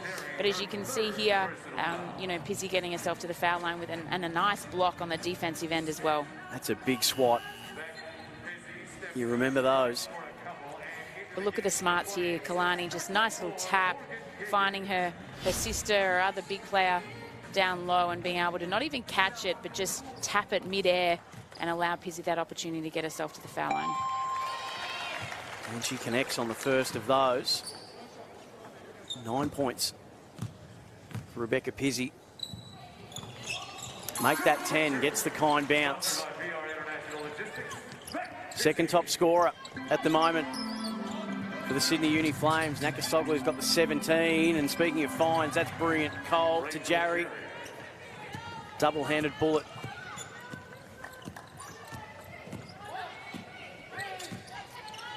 $13 points, 24 seconds in this third quarter. Rowe, Pizzi, wrestled it away. Heel again, quick with the ball movement. Purcell tried to wrap it around to Pizzi, and it's going to be a Sydney ball. 15.4 on the clock. Again, some nice ball movement. Southside Flyers are still sticking in that zone off a score. And you see a little foot violation, I believe, and giving Sydney the opportunity to round out this third quarter with a 1 second differential on the shot clock. Heel quickly into Purcell. They shut down Jaeger. Cross court. Rowe left alone. This will hurt. Oh, it rolled in and out. Oh! Kalani Purcell has been doing the tough stuff all afternoon. I rated her when she played for Melbourne Boomers for many years under Guy Malloy and does the tough stuff, does the gritty stuff, the blue-collar work that rarely gets the applause and the accolades. But today she's been sensational, cleaning up the glass or finding her teammates. And nice to see her put one on the board for herself here as well. So biggest lead of the game is 15 points as they call a backcourt. We'll see what they set the clock at. Could be a chance for a catch-and-shoot scenario to play out for Southside. 64-49. And you talk about doing the hard work. I think the Brooklyn Nets say putting the hard hat on. Is that what they say? I don't know. I don't watch enough NBA. I prefer to watch the WNBA and Absolutely, EuroLeague. but I love that analogy of the hard hat. Those who go to work, and nothing there for Beck Cole. She heaves up that shot as the time expires on the third quarter, and a brilliant quarter it was. The Flames are going to go in and turn for home at 64-49 with a 15-point lead in their best performance of the year so far. Can they see off the Flyers? We'll find out after this.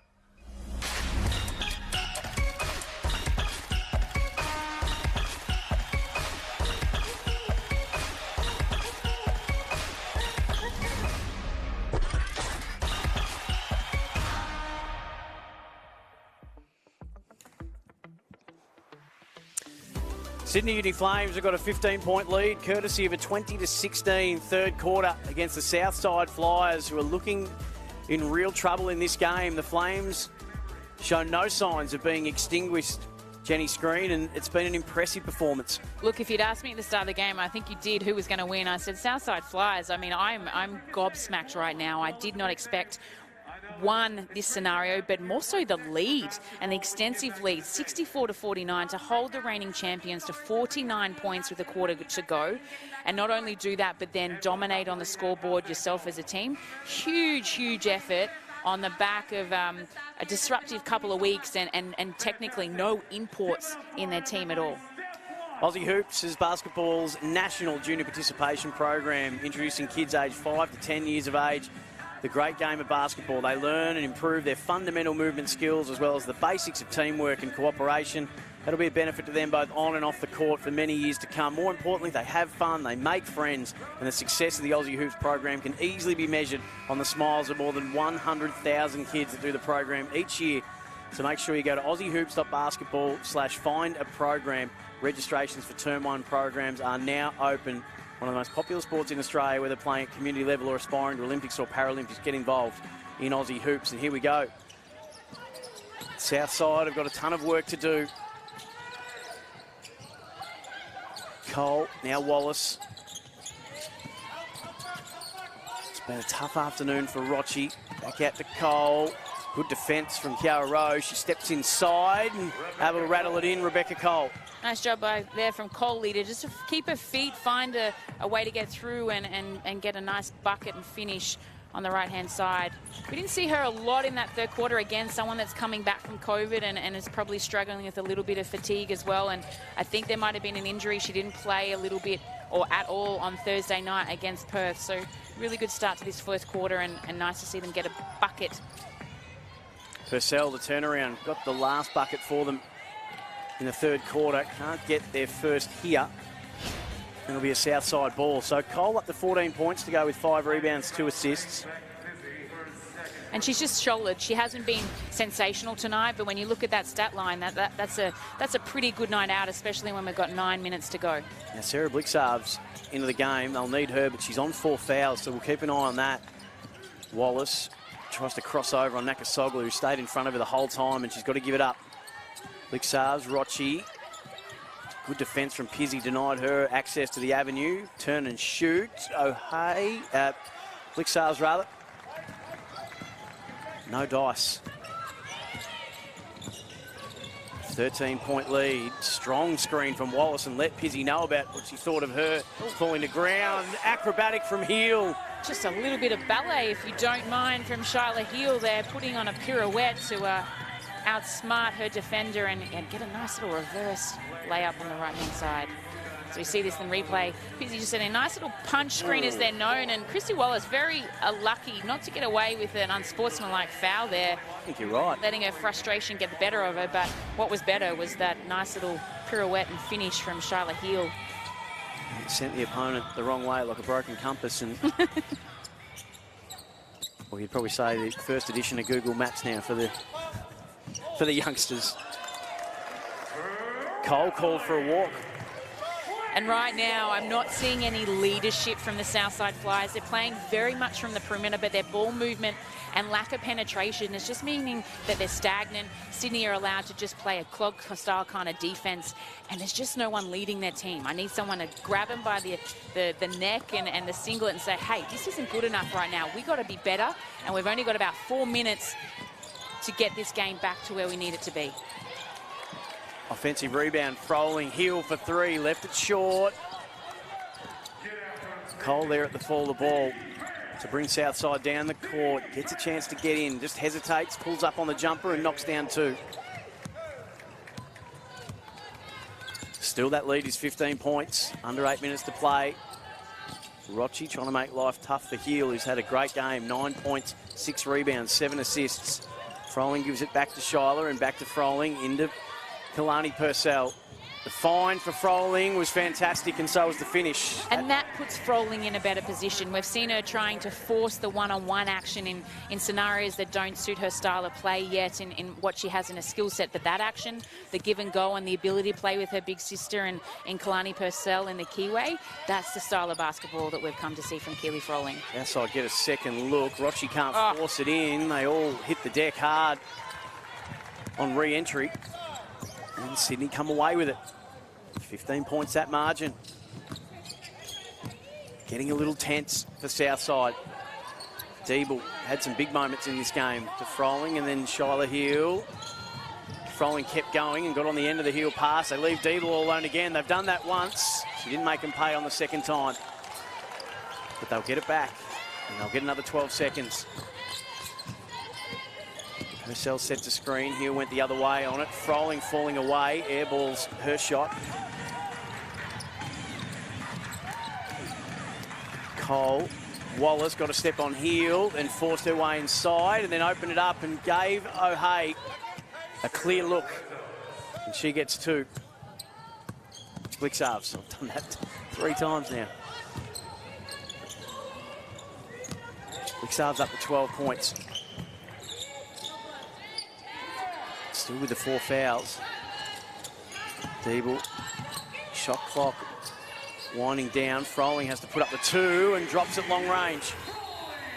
She's known for having that nice little short corner jump shot. We've seen her do it with the UC Canberra Capitals for many years previous to moving to the Sydney Uni Flames. But right now, a timeout needed, regardless of the penetration here from the Southside Flyers. They need more.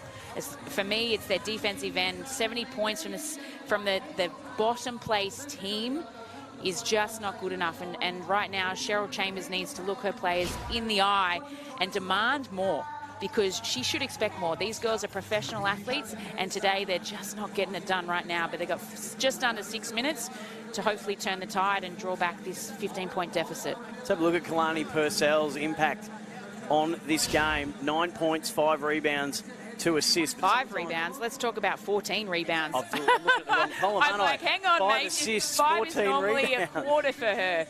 She's been exceptional in terms of cleaning up the boards. We know she can do that, which is really nice to see. She's had some really good rebounding sets and phases in this last quarter, especially in the last 2 play phases. One defensively where she just cleaned up the pack and put them all on the floor. But also what she's been able to do is she creates for her teammates, which has just been so nice to see.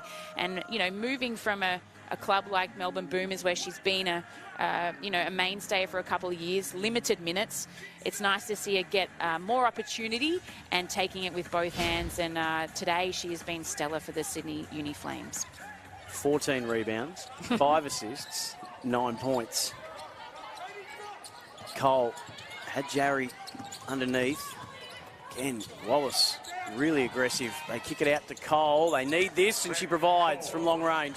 And that's much better. All that happened was just easy penetration. You collapse your D, you kick back out, you get some rotation, and then you get a nice, easy look rather than forcing looks that have no style to them at all. And it's just it's a hard bucket to try and get. On the low post, Purcell went right, then came round to the left. The fall away 2 doesn't go. Lead is 12 points. 5 and change to play in the 4th quarter. O'Hay wants Blixarves to move to the bucket, and she does. Has the mismatch, and Heel gets her to travel. Big moment, you feel.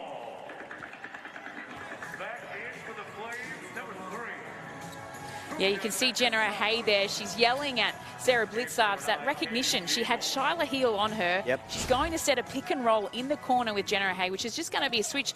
That girl's just got to dive, get her her backside on the block, and take Shyla Heel to work. She did a great job of that in the first half. Blixarves diving and sealing. We just haven't seen that, and potentially sitting in that 3rd quarter with 4 fouls has just put her into this false sense of not being ready in the 4th.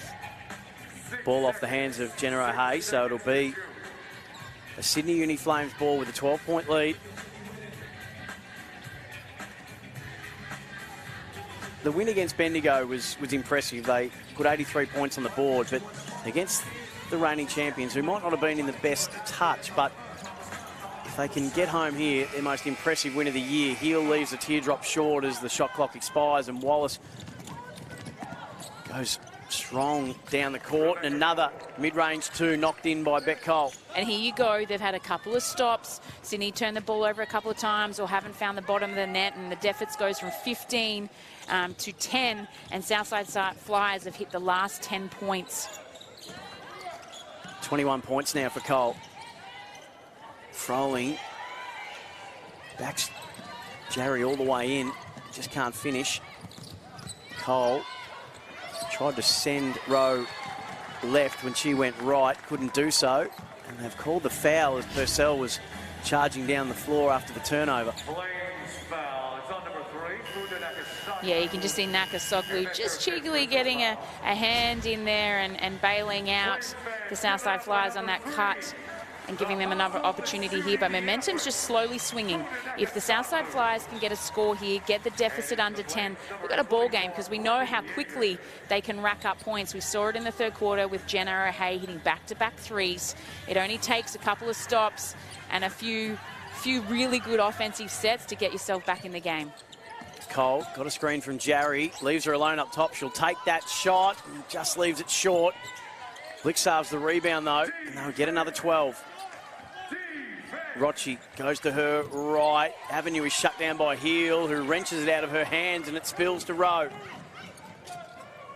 A turnover they couldn't afford to have. Morgan Yeager, Kalani Purcell up top. Heel just couldn't quite get the separation from Rochi. Rowe bounces it to Froling, and Froling back to Heel. Rochi quickly back in her grill. Gets the mismatch now. O'Hay, though, forced her just a little far to her right. And Southside get it back. Great rotation here from Heel, and just smart hands to be able to get it out of Rochi and create the turnover on the defensive end. Now what the Southside Flyers can do. 18 seconds on the shot clock. Deficit 10. Much needed bucket. O'Hay, Jarry couldn't collaborate. Ball spills to Cole. Jarry left all alone in the corner, just off the front of the steal. Blixarves the rebound.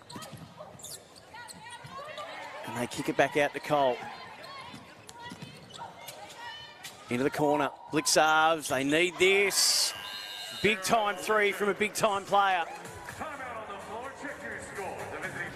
2 of 6, but 15 points now for Sarah Blixarves to go with 9 rebounds.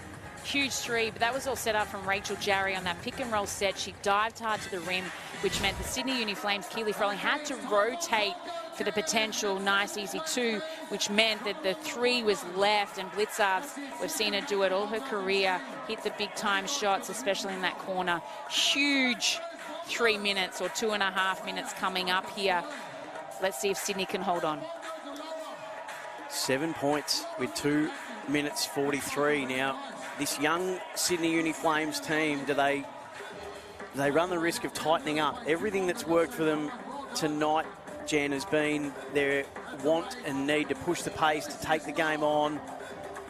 Well, you know, technically there's only about, I think 10 possessions left in the game. So if they can just lock in for 5, get a couple of scores on the other end, then that'll hold them in good stead. That is the difference right now. It's everything is defense for me, but you don't want them to go shy on the offensive end as well. They've had some great looks. I want them to still go through the likes of Heel and Nakasoglu and get that deep penetration and potentially those kickouts. For Southside Flyers on the other end, they need to get those stops because they're down by 7. Get those stops to generate momentum on the offensive end and get some quick scores to narrow that margin just ever so slightly. So Sydney Uni to inbound. They've been stuck on 70 points for a little while now. They have indeed, with Southside scoring the last 16 points. Just 6 points in this quarter for Sydney. Let's go, Sydney. Heel, they bring Pizzy back in. Froling worn by Blixarves, back up top to Heel. Froling sets a screen on Rochi. Rochi gets in front of Froling, and I think that'll be an offensive. It is. She's drawn a couple of those this afternoon, Maddie Rochi.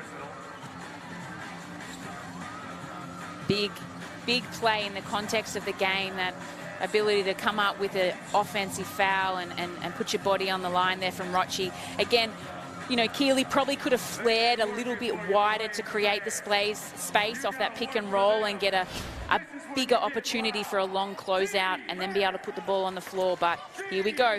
Game on, 7 points, just over 2 minutes to go. Oh, they've left O'Hay all alone. And she buries one from long range. Big 3 again. And it's the big names that are standing up. Blixarves, O'Hay. The lead is just 4 points now with 2 minutes left. The doubt would be starting to creep into this Sydney Uni Flames team. It's a young side. Heel, they desperately need a bucket on the left hand. She won't get it. Air ball. Jarry the rebound and Heel fouls.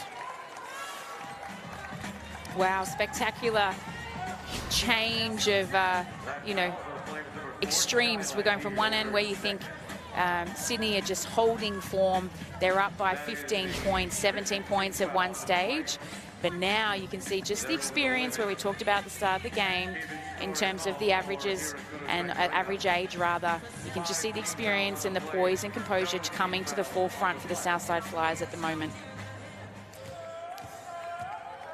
Rachel Jarry at the line, cuts the margin back to 3 points.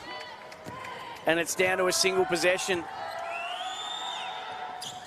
And now it's just 2 points. What a turnaround this has been.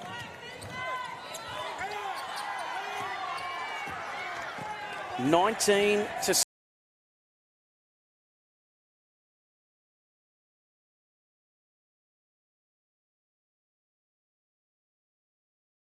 Heel, long range two, did everything but drop. Southside can go ahead with this possession. Minute 24.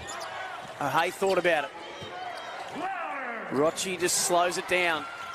Hay thought about it again in the corner. Blixars will pull the trigger, and Blixars puts Southside in front. Wow, and just like that, we're going a 30-point run from the Southside Flyers. Incredible last quarter. My question is just how? How right now? But we've got 1 minute to play. Huge game of basketball to finish. It was looking Sydney's for all intents and purposes. Blixars comes up, not just with the offensive play, but the defensive steal. 48 seconds left. What has happened to Sydney Uni? Jarry underneath has been important. Rochi says he'll come at me. Got the screen. Purcell in front of her. Hill got a hand in. Do they throw it back court? Shot clock expires. Sydney get the ball back. Big defensive stop. And a crucial moment in this game coming. Absolutely. You know, ball movement was great from the Southside Flyers in that last passage of play, allowing Sarah Blitzarves to hit another three in that corner spot. She's loved that all day today. And then another massive turnover from the number 15 Southside steal, causing the turnover for the Sydney Uni Flames. But a big timeout for the Sydney Uni Flames right now. 29 seconds left. They've got potentially, do you go 2 for 1 or do you run out the clock? It'll be interesting to see how Shane Hill plays this one out, but don't for 1 second assume that the ball's not going to be in potentially Shyla Hill's hands. I'd love to see Nakasaglu back on the court, considering her potential to be able to be a scoring threat today, but it looks like she's not going to be in this last 30 seconds. 22 points to 6. It's a big turnaround.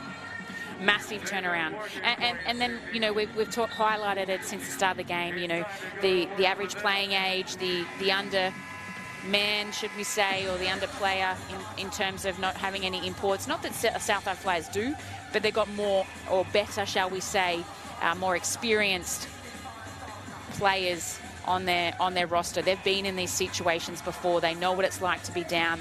They understand the pressure compared to the youth and the less experienced Sydney Uni Flames team. And the confidence to pull the trigger, to keep trying for that three ball when they were shooting at just 17% for most of this game. It's up to 26 now, but Blixarves, O'Hay have buried them when they've needed them the most. And now 29 seconds left, Froling to inbound. Southside with a 1 point lead, haven't led in this game. Player goes down off the ball. Heel doesn't get the three to go. Blixarves comes up with the rebound. Southside want play stopped. That was a massive hit on Rochi. We see that on the replay. We saw the double exit. So Heel is coming out on those two screens from Kalani, and Healy just cleans her up. Whether it was a hard foul or not, it was just in the context of the game. Missed it there, but Healy just cleans Maddie Rochi, her former teammate from the UC Caps, up there, and hopefully she bounces back up and isn't too bad. She's a bit of a tough nut, so to see her on the floor is probably makes you want to hold your breath a little bit. 2 points, but has had 5 assists and 3 steals, Maddie Rochi. It's been an interesting battle with her and Shyla Hill heading into that Opals camp tomorrow. Hill 9 points, 6 rebounds, 7 assists, has the 3 turnovers and the 1 steal. But they've gone deathly cold. They have.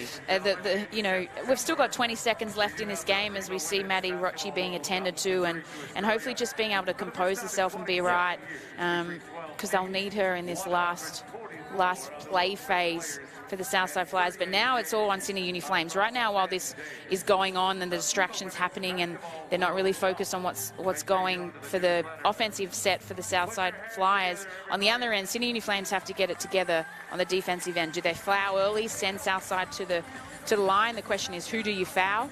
And then what are you going to do on the offensive end? But unfortunately, Maddie sitting on the sideline just probably got winded a little bit there, yep. Maybe a little bit of shoulder action as well, and she'll bounce back. I'm sure she'll be fine. So it's all going to come down to possibly 2 possessions. So offensively for Southside, what's the play? I don't know, because for a lot of tonight, I haven't known what the play is. You know, they've relied heavily from the three-point line this game, but it's come through a bit of penetration this quarter. Don't be surprised if you see a bit of pick and roll action. They might want to get the ball in Blitzar's hand. She's been pretty lethal from the three-point line this game, 18 points and 3 of 7 from the three-point line. But right now it just comes down to the defense. It doesn't matter what you do on the offensive end. Southside are up. Sydney need to stop. Sydney have to win the ball back. They go full court press. Plan looks not to foul at this stage. Cole desperately, O'Hay, outlet pass, no one had stayed with Jarry. And now the clock is the enemy. Cole gives it up to O'Hay, 4 seconds left, Froling fouls. This is a nightmare being lived out in real time by the Sydney Uni Flames. Look, I'm not sure what the point was. I mean, one, you don't want to have the ball in Rebecca Cole's hand. She's a 93% foul shooter. And then, you know, to let it go overhead there, but then not to foul. You let the clock run down to 2.5, 3 seconds when we were at an 18-second shot clock is just baffling. You could see Shane Heald saying foul, probably around that 8-second mark. But right now, Jenna knocks both of these down. They've only got 2.5 seconds to make a play at sending this game into overtime. And she gets the first. Jenna O'Hay, that'll be her 12th point of the night. And it's a 2-point Southside Flyers lead. By my calculations, I don't think they've led at any stage of this game. If they did, it would have been very early in the first. 2.5 seconds left. Purcell just heaves it up when there was a lot more time. What about that? Southside Flyers snatch a victory from the jaws of defeat. They were 15 points down at three-quarter time. They looked down, but they were never out. And they have shocked the Sydney Uni Flames in the final quarter to steal one at Qudos Bank Arena and get their 3rd win of the year and stay in touch with those final spots. Sam, I'm gobsmacked. I'm literally lost for words. I mean, and that doesn't happen very often. And I really thought the Flames were going to come away with that one. They had a 15-point lead, but 32 points. Can I say that again? 32 points to the Southside Flyers in that last quarter is the reason you see them come away with the win. But a lot of positives. If I am the Sydney Uni Flames, come out of that one, considering the disruption, the imports coming in and out from their season. But, hey, the reigning champions have found a way. And it may not be pretty, and it may not be what they wanted and the style that they wanted to play, but a win is a win, and it gets them back in the column, and a much-needed win considering their season is on the line. Massive turnaround, wasn't it? I mean, it was 64-49 as we turned for home. And something, they just got stuck in the quicksand. Sydney Uni, they just put 6 points on the board, 24 points in that last quarter. And you thought it was coming all their way, but then, you know, the experience, the composure of the Southside Flyers, I thought Blitzar's was great in that 4th quarter. Jenna O'Hay stepped up, hit some massive shots in the 3rd. So did Cole. You know, they just have that ability to hurt you when it matters, and it just shows you and it sends out a message to the rest of the league. It doesn't matter how much you're down by, it ain't over until the fat lady sings. And those are the numbers. That 3-point shooting percentage for the Flames was over 40 for a big part of the game, and it was below 20 for the Flyers, and that was a key turnaround in that last quarter. And we'll just press pause on that one, Jenny Screen, as we head courtside, and Beck Cole didn't play when the Southside Flyers went down to the Perth Lynx by 7 points, and we know just how good she is and how important she is to this team. And a 21-point game with 8 rebounds and 4 assists. Beck, you wouldn't want to have to do that every single game, but what a fight back and what a performance. Congratulations. You've stolen one late. It must feel great. Yeah, it feels really good, to do that for the girls, especially Rochi going down at the end. Like, us Fly gals, we're as one, so we wanted to win that for her. But at the third quarter, I go, we know we can do this. We've done it before against Townsville. Let's do it again. So thank God we did tonight, because we need to get some dubs happening. Yes, you do need some dubs. It's Screeny here, Collie. Can you talk, you obviously mentioned about rallying the girls and how important that was, but what was the turning point in that third or fourth quarter? You went on a 32-point run, obviously, in the fourth quarter to come away with the win, but what do you think was the major factor to coming away with it?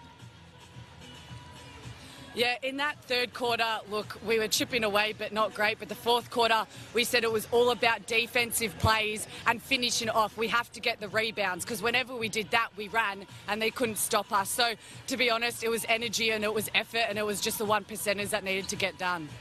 Hey, Beck, we're going to let you go. Congratulations on an absolutely astounding comeback win. Enjoy it. Good luck with what's to come. You've got a couple of games against the Capitals. It'll be a tough contest, no doubt. But enjoy the win, and thanks for joining us. Thanks, guys. Thanks for having me. Beck Cole, phenomenal, and she's a superstar, as we know. 21 points, 8 rebounds and 4 assists for her, and some big clutch plays when they were needed the most with her, O'Hay and Blixarves. It was their stars that stood up. Oh, it was indeed. I thought Collie, considering she didn't play on Thursday night, to come on the plane, get to Sydney, play the way she did was sensational. I thought Blixarves, like I said, in that fourth quarter was huge. Sydney, I feel for them. It was the one that got away. That last couple of minutes just bamboozled me in their decision-making. They had some good looks, but, the experience, the games played under the belt for the Southside Flyers just meant they had that calm and composure down the stretch to be able to, back themselves and get the job done. But when you score 32 points in a row, it makes it very difficult to win a game.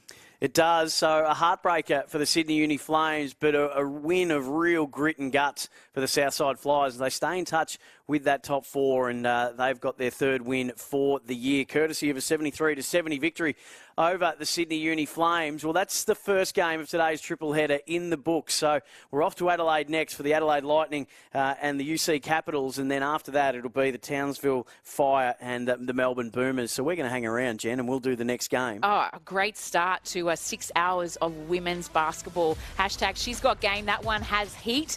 I'm pretty sure the next one between the two coaches, Paul Goris and Chris Lucas, is going to be one to watch as well. Looking forward to that. Big thanks for your company. Hope you can stick with us, because today's just heating up. It was the Southside Flyers in the first of today's triple headers. And up next, the top of the table, Adelaide Lightning and the UC Capitals. Stick around. It's coming up next.